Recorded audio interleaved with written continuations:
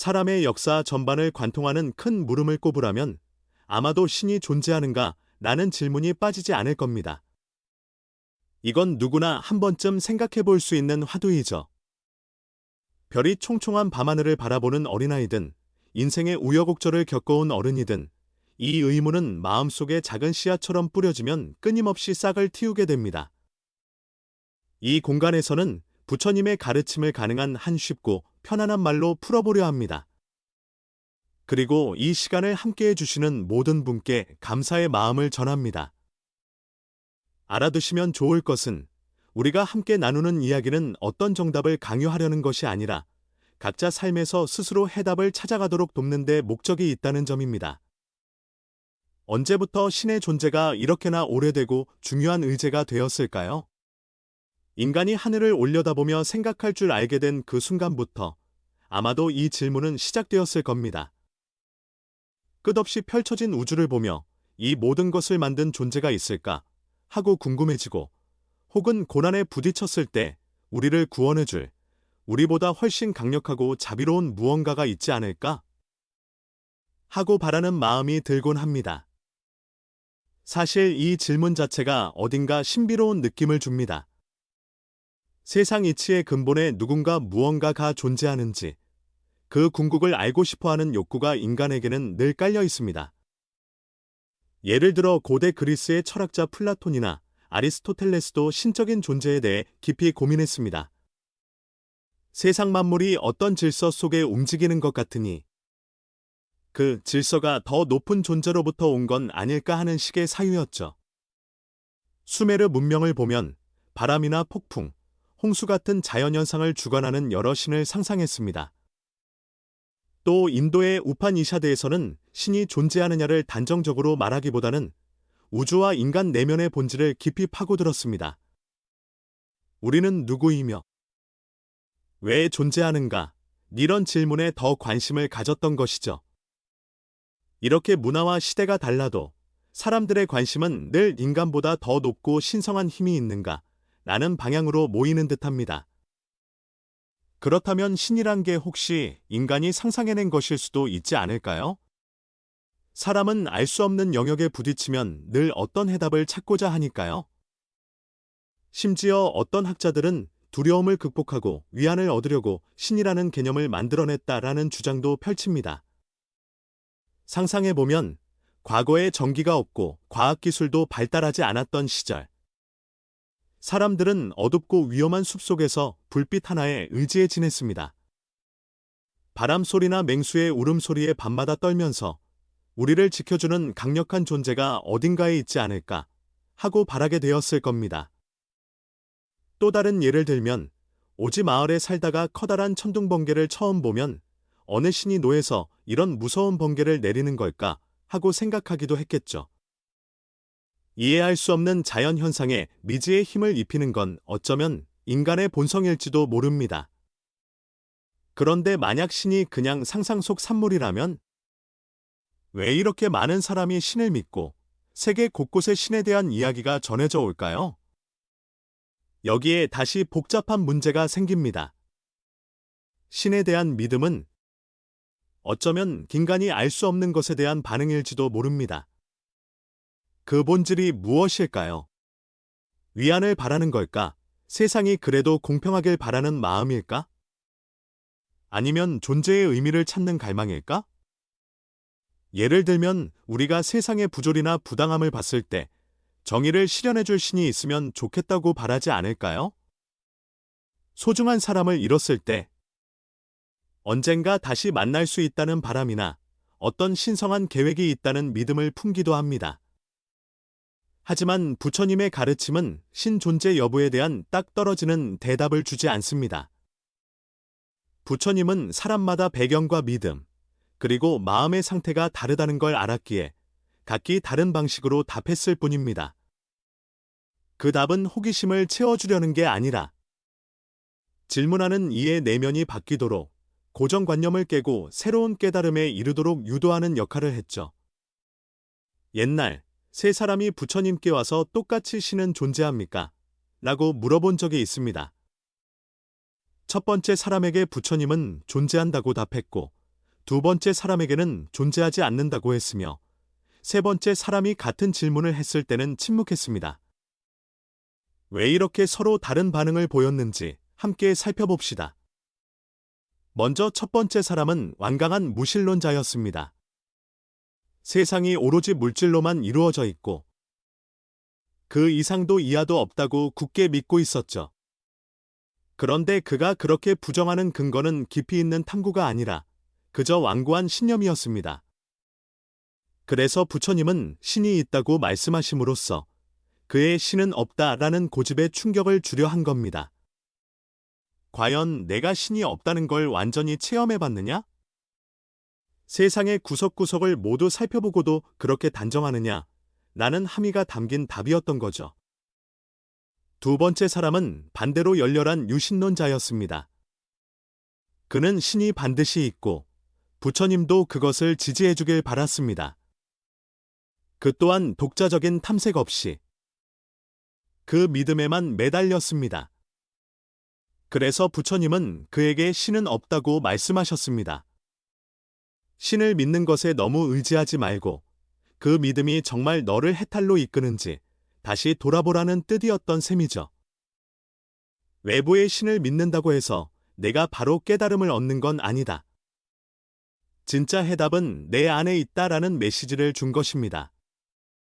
세 번째 사람은 앞에 두 사람과 달리 어떤 편견도 없이 부처님께 물었습니다. 신이 존재하는지 알고 싶고 부처님의 견해도 듣고 싶다는 솔직하고 열린 태도였죠. 부처님은 그에게 말 대신 침묵으로 답했습니다. 이것이야말로 가장 깊은 깨우침을 주는 방식이었습니다. 왜냐하면 편견 없는 사람에게는 신이 있다 없다라는 말마저도 오히려 분별심을 일으킬 수 있기 때문입니다. 부처님은 그에게 스스로 내면을 들여다보고 직접 체험으로 궁극적 진리를 보라는 암시를 던진 겁니다. 자세히 보면 부처님의 서로 다른 세 가지 대답은 사실 모순이 아닙니다. 그 배경에는 사람마다 처한 상황과 믿음이 다르니 그에 맞게 가장 효과적으로 껍데기를 깨뜨려주는 답을 준다는 하나의 원리가 작동하고 있었습니다. 무신론자에게 있다라고 말해 그가 가진 배타적 확신을 흔들었고 유신론자에게 없다라고 하여 그의 의존적 신앙을 깨뜨렸으며 어떤 편견도 없이 진리를 구하는 사람에게는 침묵으로 언어를 넘어선 진실을 직접 마주하게 해주었습니다.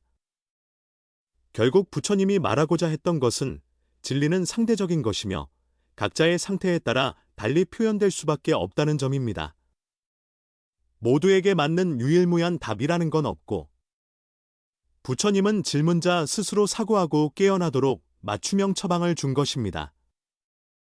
그리고 세 가지 대답은 모두 신의 본질, 즉 궁극의 진리는 단순히 믿는다, 부정한다, 말로 설명한다로는 도달하기 어렵다는 점을 일깨워줍니다. 진짜 깨달음은 내면의 고요 속에서 직접 발견해야 한다는 것이죠.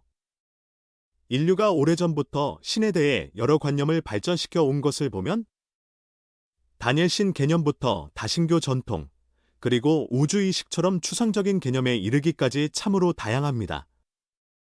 그러나 가만히 따져보면 그 신성의 이미지들은 인간의 바람, 두려움, 미지에 대한 경외심과 분리되지 않습니다. 즉, 우리가 말하는 신의 속성이 객관적 실체인지 아니면 인간 심리의 투영물인지가 늘 함께 논의되는 문제인 것이죠. 예컨대 많은 이들이 전지, 영원, 자비, 공정, 전능 같은 아름다운 특성을 신에게 부여해 왔습니다. 잘 생각해보면 이 특성들은 모두 인간이 간절히 바라는 것들이기도 합니다.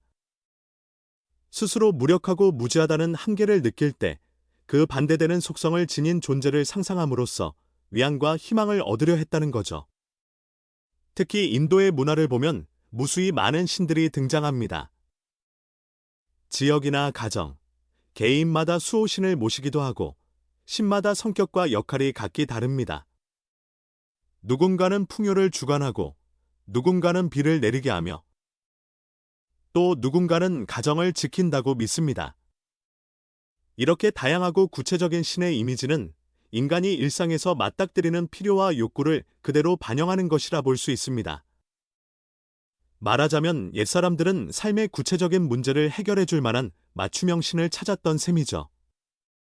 그렇다면 전지전능하고 영원하고 자비롭고 한없이 공정한 신이 정말 존재한다면 왜 세상에는 이렇게 고통과 불공평이 넘쳐날까? 라는 반론이 생깁니다. 모든 걸 창조했다는 신이 왜 인간에게 병과 불행, 이별과 상실 같은 괴로움을 허락하는 걸까? 정말 다 알고 있고 다 할 수 있으며 자비롭다면 왜 세상에 부조리를 놔두는가? 이 질문들은 전통적인 유신론 논리로는 완벽하게 풀기 어려운 면이 있습니다. 신이 우리를 시험하는 것이라고 말해도 진정으로 자비롭고 전능하다면 이런 식으로 고통을 줄 이유가 있을까 하는 의구심이 남으니까요. 부처님은 이에 대해 고통과 결핍은 외부가 만드는 것이 아니라 결국 무명무명과 집착에서 비롯된다라는 관점을 제시했습니다. 다시 말해, 근본적으로 우리가 스스로 깨닫고 해탈하지 않으면 외부에 구세주가 있다고 해서 근본 문제를 해결할 수 없다는 얘기죠. 그래서 부처님의 입장에서는 신이라는 존재가 있든 없든 진정한 해탈의 관건은 각자의 내면에 달려 있다고 보았습니다. 물론 이것이 신이 없다는 단정적 말은 아닙니다. 부처님의 핵심은 우리가 말하는 신의 속성 대부분이 사실은 우리 마음이 원하는 모습이 아닐까라는 통찰입니다. 다시 말해 우리가 바라는 이상적 존재를 설정해 놓고 그걸 신이라 부르는 건 아닐까 하는 거죠. 이와 같은 맥락에서 부처님 제자들 가운데 아난다라는 인물이 있습니다. 그는 부처님의 사촌동생이자 가장 가까이에서 부처님을 모신 이였는데 상당히 총명했지만 동시에 평범한 사람처럼 여러 의문과 혼란을 겪기도 했습니다. 그래서 그가 역사의 현장에서 부처님의 가르침을 전해준 기억의 화신 역할을 하게 되었죠. 아난다는 부처님의 말씀을 놀라울 만큼 정확하게 외우고 전하는 능력이 있었지만 그만큼 자주 스스로 의문에 빠지기도 했습니다. 어느 날 세 사람에게 서로 다른 답을 준 부처님의 모습을 보고 어째서 같은 질문인데 있다 없다 침묵으로 각각 다르게 답하셨습니까? 하고 혼란스러워했죠. 신이 있다면 왜 어떤 사람에게는 없다고 말씀하셨고 없다면 왜 다른 사람에게는 있다고 하셨으며 또 말로 답할 수 있다면 왜 침묵하셨습니까? 라는 식의 질문이었습니다. 이런 아난다의 반응은 사실 대부분의 사람이 가진 생각과도 비슷합니다. 우리는 정답을 하나로 정해두고 논리적 일관성을 찾으려는 경향이 강하니까요. 하지만 부처님은 내가 저 세 사람에게 한 답은 그들을 위한 것이지 제3자나 너를 위한 게 아니며 각각의 집착을 깨우기 위한 방편이다 라고 설명하셨습니다. 부처님의 생각은 이렇습니다. 세상에 절대적으로 딱 맞는 하나의 답만 존재하는 게 아니다. 그 사람이 처한 상황과 믿음, 마음의 문이 어느 정도 열려 있는지에 따라 그에게 지금 필요한 말이 달라질 수 있다. 이것이 바로 답은 상대적인 것이라는 부처님의 지혜입니다. 아난다의 혼란은 우리 모두에게 익숙한 것이지만 그가 깨닫게 된 점 또한 시사하는 바가 큽니다. 결국 답을 찾으려면 논리적으로 모든 걸 하나로 꿰맞추는 게 아니라 왜 부처님이 그렇게 말씀하셨을까를 진심으로 돌아보고 자기 스스로 체득해가는 과정이 필요하다는 것이죠. 부처님이 제시한 답들은 겉보기엔 서로 모순돼 보여도 질문자를 깨어나게 하려는 목적이라는 통일된 흐름 안에 있었습니다. 그 중에서도 가장 깊은 여운을 주는 건 침묵이라는 답이 아닐까 싶습니다. 때로는 말로 설명할 수 없는 진실이 존재하기 때문이죠. 우리는 보통 언어로 모든 것을 규정하고 이해하려 합니다. 그런데 우주의 본질이나 신성, 혹은 궁극적 깨달음 같은 문제에서는 말이 곧 한계를 드러내는 도구가 되기도 합니다. 어떤 표현을 쓰든 그 순간 이미 한계 지어진 틀이 생기니까요. 그래서 부처님은 편견 없는 세 번째 사람에게는 그냥 침묵으로 대하셨습니다. 말 한마디 건네지 않음으로써 말 너머에 있는 진정한 답을 스스로 찾아가길 바랐던 거죠. 우리가 가만히 침묵에 머무르면 바깥의 소리나 개념을 의지하지 않고 내면 깊숙이 집중하게 됩니다. 부처님은 바로 그 상태에서 비로소 우리가 말로는 설명할 수 없는 진실에 좀 더 가까워질 수 있다고 보신 겁니다. 결국 부처님은 진리는 남이 말해주는 것으로 얻을 수 있는 게 아니라 스스로 내면에서 체험해야 한다는 점을 강조하셨습니다. 그래서 신이 존재하느냐, 존재하지 않느냐를 맹신하거나 완강히 부정하기보다는 그것들을 다 의심해보고 넘어서는 자세가 중요합니다. 무엇이든 맹신하는 순간, 그 믿음 안에 갇혀버리기 쉽고 아예 부정만 해버리면 없다는 틀에 갇혀버리기 쉽습니다. 반면 열린 마음으로 그 본질이 무엇인가를 탐색할 때 비로소 자기 안에서 진정한 깨달음이 피어납니다. 부처님이 걸어온 삶 자체도 그 지혜를 상징적으로 보여줍니다. 일상적인 모습 중 하나인 조용히 누운 모습조차도 부처님의 완전한 자각 상태와 안정을 상징하는 장면으로 자주 그려집니다. 전해지는 이야기에 따르면 부처님은 잠들 때도 몸을 거의 움직이지 않고 내면의 맑은 의식을 유지하셨다고 합니다. 즉, 깨어 있어도 잠을 자도 마음은 언제나 동일한 고요와 균형을 유지한다는 뜻이죠. 이건 단순한 행위 같아 보여도 몸과 마음이 조화로운 궁극의 경지를 상징합니다. 깨달음이란 이런 식으로 삶 전체에서 이어지는 상태이기도 하다는 점을 보여준다고 볼 수 있습니다. 자, 다시 신은 인간이 만들어낸 걸까? 아니면 실제로 있는 걸까? 아는 문제로 돌아가 봅시다. 엄밀히 말하면 역사와 사회 속에서 신 개념이 어떻게 형성되었는지를 살피면 분명 사람들이 두려움, 기대, 생존 욕구 등을 바탕으로 다양한 신을 상상하거나 믿어온 흔적을 찾을 수 있습니다. 하지만 그것이 곧 신은 절대 없다는 결론으로 이어지는 것도 아닙니다. 중요한 건 왜 우리는 신을 필요로 할까? 무엇을 바라고 신에게 의지하거나 혹은 부정하는가? 라는 질문입니다. 우리는 때로 죽음을 두려워하고 부당함의 울분을 느끼고 삶의 무상함에 슬퍼합니다. 그럴 때 신이라는 존재가 죽음 뒤에도 삶이 이어진다거나 결국에는 정의가 실현된다고 믿게 해주면 심리적 위안이 되긴 합니다. 하지만 부처님은 이런 믿음의 기저를 들여다보라고 하셨습니다. 이 믿음이 정말로 나를 깨어나게 하나? 아니면 단지 정신적 의지처가 되고 있나? 라고 질문해 보라는 거죠. 그래야만 믿음이 단순 위로가 아니라 더 깊은 진실로 가는 디딤돌이 될 수 있기 때문입니다. 결국 부처님의 가르침은 굉장히 유연하고도 생활 밀착형 지혜라고 할 수 있습니다. 특정 이론에 묶여있지도 않고 누군가에게 무조건 순응하라고 강요하지도 않습니다. 그보다는 스스로 체험하고 깨달아라. 외부의 이야기를 무작정 따르지 말고 내 안에서 검증해보라는 메시지를 담고 있습니다. 그러면서도 사람마다 상태가 다른 만큼 그 사람이 받아들일 수 있는 방식으로 이끌어줘야 한다는 통찰을 보여주었죠. 부처님은 어떤 교리나 개념에 맹목적으로 매달리는 것을 경계하셨습니다. 유신론이든 무신론이든 그 자체가 진리가 될 수는 없다. 오직 내 마음을 치열하게 살피고 실제로 체험한 바를 통해 집착에서 벗어나는 길을 찾는 것이 중요하다는 겁니다. 특히 부처님의 침묵이 상징하는 바는 크다고 할 수 있습니다. 말이 닿지 않는 영역이 있으며 거기에야말로 진실이 있다는 뜻이니까요. 언어는 인간이 쓰는 훌륭한 수단이지만 결정적으로 개념이라는 틀을 벗어나지 못합니다. 그런데 신이나 우주, 궁극의 실상 같은 것은 개념으로 나누어 설명할 수 없는 영역이라는 거죠.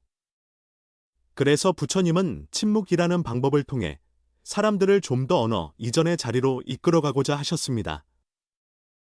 이러한 가르침 아래 부처님은 맹신을 넘어서는 의심과 탐구, 그리고 내면의 자각을 거듭 강조하셨습니다. 어떤 것도 무조건 믿지 말고 스스로 파고들어 확인하라. 바깥에서 답을 구하기보다 내 안에 깃든 가능성을 찾아라. 이런 태도가 바로 부처님이 말하는 깨달음의 출발점이라 할 수 있습니다. 결국 부처님은 신이 있느냐 없느냐로 대립하기보다는 지금 내 삶을 어떻게 받아들이고 어떻게 깨어 있을 것인가를 더 본질적인 과제로 제시했습니다.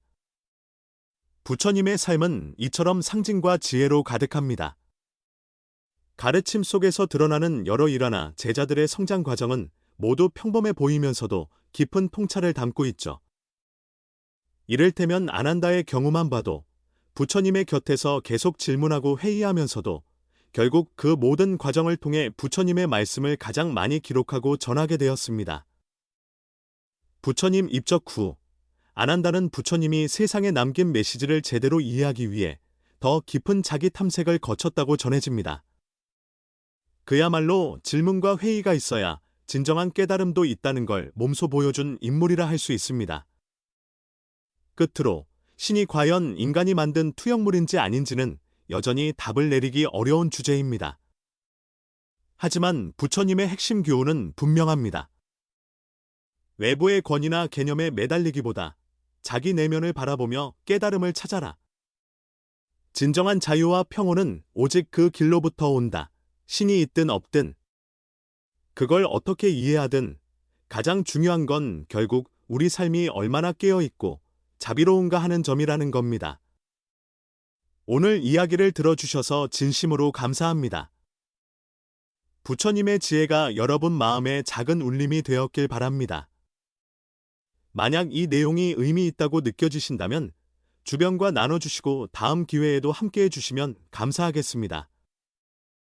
배움에서 끝나지 않고 일상 속에서 직접 실천해보는 게 무엇보다 중요합니다. 한 걸음 한 걸음 내면을 바라보고 깨우칠 때 좀 더 자유롭고 충만한 자신을 만나게 될 겁니다. 다음에 또 뵙겠습니다. 고맙습니다.